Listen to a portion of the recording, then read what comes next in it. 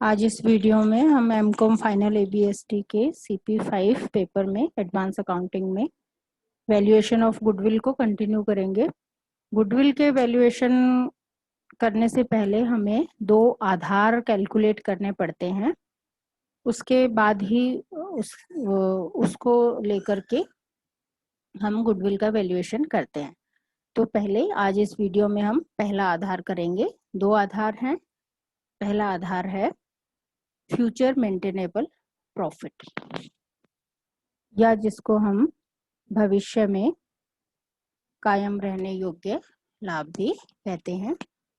तो ख्याति के मूल्यांकन के लिए जो 2 आधार हम यूज करते हैं वो 2 आधार ये हैं। पहला तो इसमें है जिसको हम वास्तविक औसत लाभ भी कहते हैं, या फिर क्योंकि हम भविष्य में कितने लाभ होंगे ये कैलकुलेट करते हैं, इसलिए हम उसको भविष्य में कायम रहने योग्य लाभ भी कह सकते हैं। और दूसरा आधार है व्यवसाय के अधिलाभ यानी कि सुपर प्रॉफिट। सामान्य लाभ से जो ज्यादा लाभ हमें होता है वो अधिलाभ कहलाता है। अधिक लाभ ही अधिलाभ है। तो ये 2 आधार हैं। इनमें से कोई भी आधार हम यूज कर सकते हैं ख्याति के मूल्यांकन के लिए, जो कि परिस्थिति के अनुसार डिपेंड करता है। व्यवसाय की प्रकृति क्या है, उसका आकार क्या है, परिस्थितियां कैसी हैं, उसके आधार पर हम दोनों में से कोई एक आधार को यूज करते हैं। आज इसमें हम पहले आधार को समझेंगे। पहला आधार है भविष्य में कायम रहने वाला लाभ या फ्यूचर मेंटेनेबल प्रॉफिट। तो जैसा इसका नाम है कि इन फ्यूचर हम कितना प्रॉफिट मेंटेन करेंगे, यानी कि आने वाले वर्षों में फ्यूचर में हमें कितना लाभ होगा। क्योंकि यहाँ पर हम ख्याति का मूल्यांकन कर रहे हैं, तो ख्याति के मूल्यांकन के लिए यदि मान लो हम आज कोई बिजनेस खरीद रहे हैं और वो बिजनेस हम खरीद रहे हैं उसके साथ हम उस बिजनेस की ख्याति का मूल्य भी चुका रहे हैं, ख्याति के भी हम पैसे दे रहे हैं, तो वो हम इस आधार पर दे रहे हैं कि आज हम जो ख्याति का मूल्य चुकाएंगे इन फ्यूचर वो हमें प्रॉफिट के रूप में प्राप्त हो जाएगा। तो इसी आधार पर हम फ्यूचर मेंटेनेबल प्रॉफिट ज्ञात करते हैं। ये प्रॉफिट ज्ञात करने के लिए हम पिछले कुछ वर्षों का आधार लेते हैं, पिछले कुछ वर्षों के लाभ लेते हैं, उनका फिर औसत निकालते हैं। अब पिछले कितने वर्षों का लाभ हम लें, तो ये आमतौर से या तो 3, 5 या 7 वर्ष के लाभ हम ले सकते हैं, या इसके आसपास भी ले सकते हैं। तो ये डिपेंड करता है कि व्यवसाय की प्रकृति कैसी है और आपस में समझौता जो क्रेता और विक्रेता का जो बिजनेस खरीद रहा है वो उनकी क्या शर्तें हैं, तो उन सब के आधार पर हम वर्षों का चयन कर सकते हैं। अब सबसे पहले तो इन जितने भी वर्षों का हम लाभ ले रहे हैं, मान लो हम 5 वर्षों का ले रहे हैं, तो हम 5 वर्षों का अलग अलग लाभ लेंगे। अब यहाँ पे हमें शुद्ध लाभ लेना है, ग्रॉस प्रॉफिट नहीं लेना है। और ये जो हम अलग अलग वर्षों के शुद्ध लाभ लेंगे इसमें हमें कुछ समायोजन करने पड़ेंगे, क्योंकि उस वर्ष विशेष में कोई भी ऐसी आय या व्यय हुआ है जो कि असामान्य रूप से हुआ है, तो उसका समायोजन इसमें किया जाता है। तो अब ये समायोजन हम देखते हैं कौन कौन से होंगे। पहला समायोजन इसमें हम करते हैं असाधारण आय का। असाधारण आय का मतलब ये है कि ऐसी आय जो कि सामान्यतः नहीं होती है, किसी पर्टिकुलर वर्ष में ही वो आय किसी कारण से हुई है, तो वो असाधारण आय कहलाती है। इसी तरह से असाधारण व्यय को भी हम परिभाषित कर सकते हैं। तो असाधारण आय यदि किसी जो हम मान लो 5 वर्षों का लेके चल रहे हैं, तो किसी वर्ष विशेष में किसी एक वर्ष में यदि कोई इस तरह की असाधारण आय हुई है जो कि केवल उसी वर्ष में हुई है, आमतौर से हर वर्ष नहीं होती है, तो हमें उस आय को उस लाभ में से, उस वर्ष विशेष के लाभ में से लेस करना होगा, कम करना होगा, घटाना होगा। इसी तरह से यदि असाधारण व्यय है तो सेम चीज है आय की तरह ही कि यदि किसी वर्ष विशेष में असाधारण व्यय हुआ है, जैसे मान लो किसी वर्ष आग लग गई कारखाने में और उससे क्षति हो गई है, तो उससे जो हमारे खर्चे हुए हैं वो असाधारण व्यय की कैटेगरी में आएंगे, और क्योंकि इससे हमारा लाभ कम हो गया है तो हम इनको वापस से जोड़ देंगे ताकि ये जो असाधारण आय या व्यय का इफेक्ट है वो खत्म हो जाएगा। इसके बाद नेक्स्ट आता है असाधारण आय व्यय के अलावा अन्य कोई समायोजन हो सकता है। कई बार हमें देनदारों पर डूबत ऋण के आयोजन के लिए कहा जा सकता है प्रश्न में, तो ऐसी परिस्थिति में हम चालू वर्ष के लाभों में से आयोजन को भी घटा देंगे। इस तरह से ये सारे समायोजन करके हम अलग अलग वर्षों के शुद्ध लाभ ज्ञात कर लेंगे। ये सब शुद्ध लाभ ज्ञात करने के बाद में हम उनका औसत निकालेंगे। औसत निकालने के लिए हम सिंपल एवरेज ले सकते हैं, सभी लाभों को जोड़कर जितने वर्षों की संख्या उससे भाग दे देंगे तो सामान्य औसत आ जाएगा। कई बार ऐसा होता है कि जो लाभों की हम प्रवृत्ति देखेंगे कि पिछले गत वर्षों के जो लाभ हम ले रहे हैं यदि उनमें निरंतर वृद्धि की हो रही है या कई बार ऐसा हो सकता है कि निरंतर कमी हो रही हो, तो फिर उस परिस्थिति में हमें उन लाभों का सामान्य औसत की बजाय भारित औसत लेना चाहिए, जो कि ज्यादा सही होगा। भारित औसत में हम क्या करते हैं, यानी कि आपको लाभों का ट्रेंड देखना है कि वो लगातार बढ़ने चाहिए या फिर लगातार कम होने चाहिए। यदि बीच में कोई एक साल में भी वो वृद्धि या कमी जो हो रही है लगातार वो नहीं होती है, तो फिर आपको सामान्य औसत ही लेना है।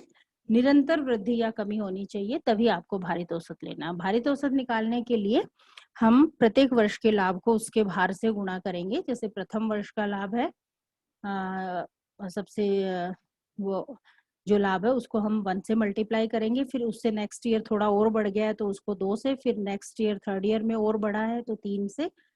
तो इस तरह से हम 1 2 3 4 इस तरह से जितने वर्ष हैं उसका भार देते जाएंगे, और यदि कमी हो रही है लाभों में तो हम इससे उल्टा लेंगे कि सबसे ज्यादा वाला भार सबसे पहले और उसके बाद में कम। इस तरह से हमें प्रॉफिट और वेट को मल्टीप्लाई करना है। मल्टीप्लाई करने पे जो प्रोडक्ट आएगा उसका टोटल करेंगे और उसको टोटल भार से डिवाइड कर देंगे। इस तरह से जो एवरेज आएगा वो वेटेड एवरेज या भारित औसत कहलाएगा। अब ये एवरेज चाहे भारित या सामान्य परिस्थितियों अनुसार हमने जो भी निकाला, उसके बाद अब हमें सेकंड स्टेप में कुछ समायोजन और करने होंगे। अब ये जो सेकंड स्टेप के समायोजन हैं वो क्या है, क्योंकि ये जो हम आधार कैलकुलेट कर रहे हैं उस आधार का नाम है भविष्य में कायम रहने योग्य लाभ। तो अब जो हमें समायोजन कर रहे हैं सेकंड स्टेप में वो हमें फ्यूचर के हिसाब से करने हैं कि फ्यूचर में हमारी आय या व्यय में किस तरह का चेंज आने वाला है। अभी कोई इनकम हो रही है, अभी कोई खर्चा हो रहा है, फ्यूचर में नहीं होगा या अभी नहीं हो रहा है इन फ्यूचर होगा, तो उसके अनुसार भी हमें समायोजन करने होंगे। तो इसमें कौन कौन से समायोजन हम करेंगे? सबसे पहला तो समायोजन इसमें आता है व्यापार के स्वामी या फिर स्वामियों का पारिश्रमिक। एकाकी व्यवसाय है तो एक ही व्यक्ति होगा, और यदि फर्म है तो कई स्वामी हो सकते हैं उसके।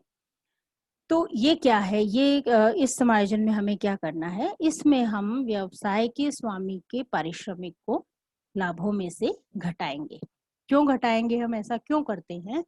हम ये मान के चलते हैं कि यदि व्यवसायी बिजनेस की देखभाल कर रहा है, उसका मैनेजमेंट देख रहा है, समय दे रहा है बिजनेस को देखभाल के लिए, तो यदि वो ऐसा कर रहा है तो वो उसको भी एक उचित पारिश्रमिक मिलना चाहिए उसकी योग्यता के अनुसार।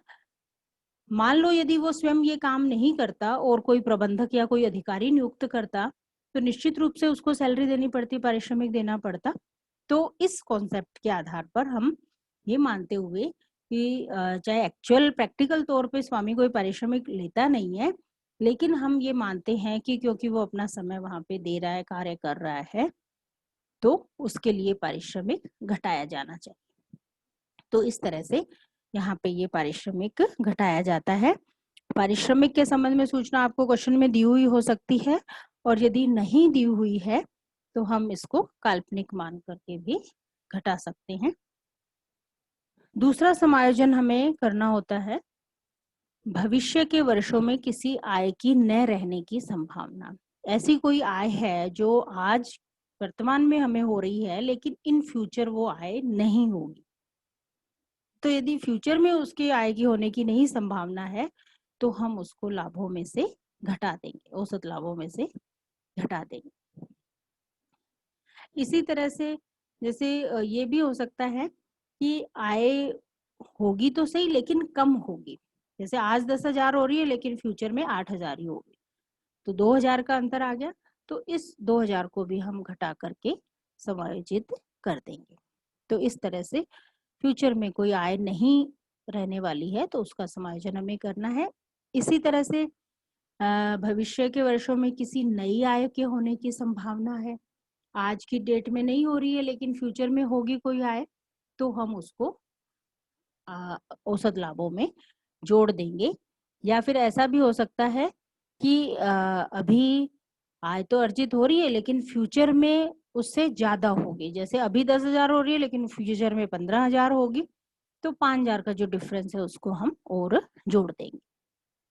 इसी तरह से खर्चों के संबंध में हो सकता है कि भविष्य के वर्षों में किसी व्यय के न होने की या कम होने की संभावना है, तो व्यय नहीं होगा तो हम क्या करेंगे, उसको अभी हो रहा है फ्यूचर में नहीं होगा तो हम उसको वापस जोड़ देंगे, या फिर कम या ज्यादा होगा तो उसके अनुसार समायोजन कर देंगे।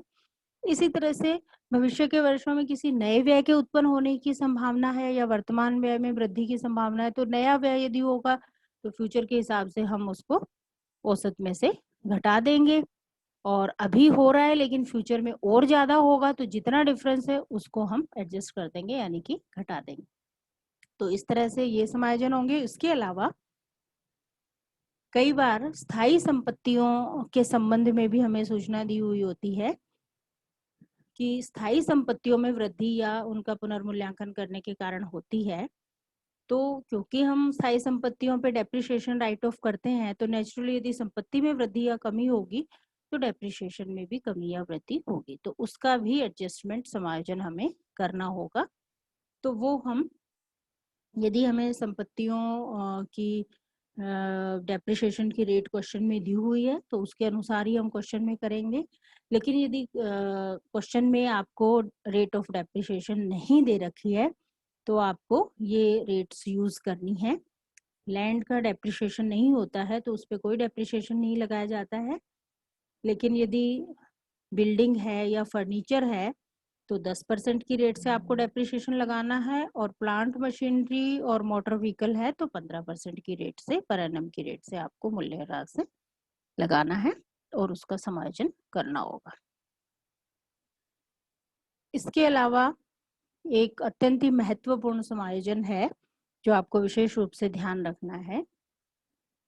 कई बार हमें चिट्ठे में कुछ इन्वेस्टमेंट दिया हुआ हो सकता है और वो इन्वेस्टमेंट नॉन ट्रेडिंग इन्वेस्टमेंट कहलाता है।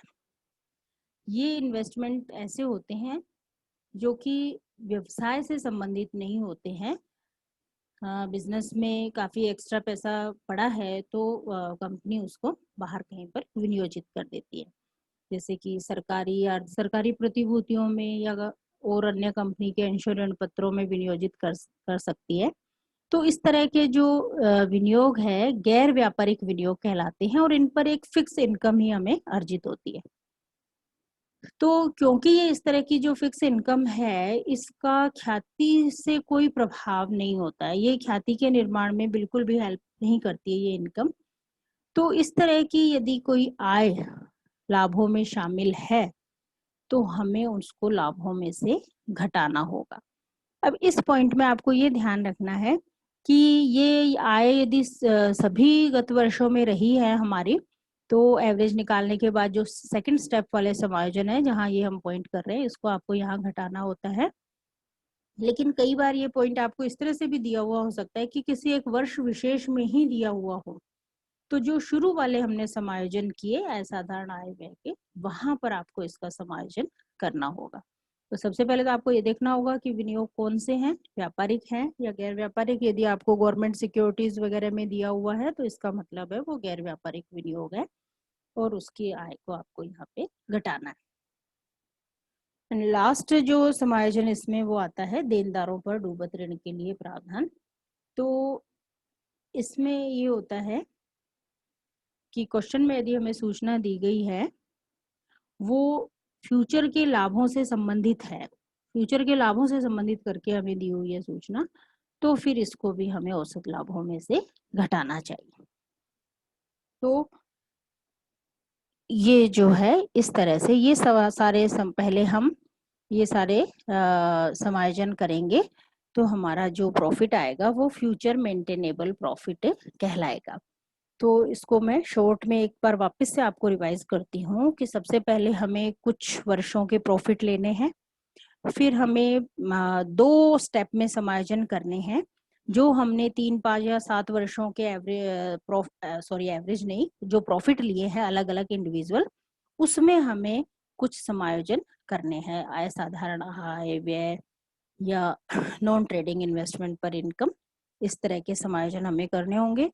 उसके बाद हम एवरेज निकालेंगे, परिस्थिति अनुसार नॉर्मल एवरेज या फिर वेटेड एवरेज हम निकाल सकते हैं। उसके बाद हमें जो सेकंड स्टेप में समायोजन करने होते हैं वो फ्यूचर की आय व्यय के हिसाब से करने होते हैं। तो जैसा हमें क्वेश्चन में फ्यूचर के हिसाब से कहा है कि आय होगी नहीं होगी, कम या ज्यादा होगी, तो उसके हिसाब से आप समायोजन करेंगे। इसके पश्चात जो लाभ आएंगे वो भविष्य में कायम रहने योग्य लाभ या फ्यूचर मेंटेनेबल प्रॉफिट कहलाएंगे।